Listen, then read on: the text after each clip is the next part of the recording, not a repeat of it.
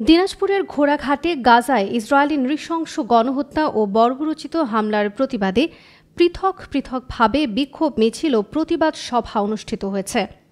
আজ সোমবার বাদ জোহর উপজেলা ঐক্যবদ্ধ ফাউন্ডেশন ও তৌহিদি জনতার যৌথ আয়োজনে উপজেলা মডেল মসজিদ থেকে বিক্ষোভ মিছিল বের হয়ে ওসমানপুর বাজারের প্রধান সড়ক প্রদক্ষিণ শেষে উপজেলা কেন্দ্রীয় শহীদ মিনারে এক প্রতিবাদ সভায় বক্তব্য রাখেন ছয়ঘট্টি দাখিল মাদ্রাসার সুপার মোহাম্মদ আলতাফ হোসেন সরকার, উপজেলা মডেল মসজিদের ইমাম মাওলানা ইউসুফ আলী, উপজেলা যুবদলের যুগ্ম আহ্বায়ক মোশাররফ হোসেন খোকন সহ অনেকে। একই দিন বাদ আসর উপজেলার রানীগঞ্জ কেন্দ্রীয় মসজিদ থেকে বিক্ষোভ মিছিল বের করে বাংলাদেশ বিপ্লবী ছাত্র সমাজের ব্যানারে তৌহিদি জনতা।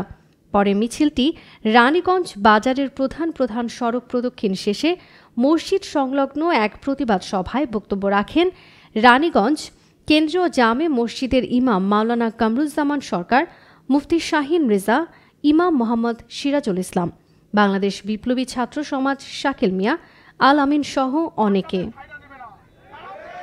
মিছিলে অংশগ্রহণকারীরা ইসরায়েলের রাষ্ট্রীয় সন্ত্রাস বন্ধ করো, ফিলিস্তিনের স্বাধীনতা চাই সহ বিভিন্ন স্লোগানে মুখরিত করে তোলে এলাকা। বক্তারা ফিলিস্তিনে চলমান গণহত্যা বন্ধে আন্তর্জাতিক সম্প্রদায়ের হস্তক্ষেপ কামনা করেন। সুস্মিতা দাস, ঘোড়াঘাট এক্সপ্রেস।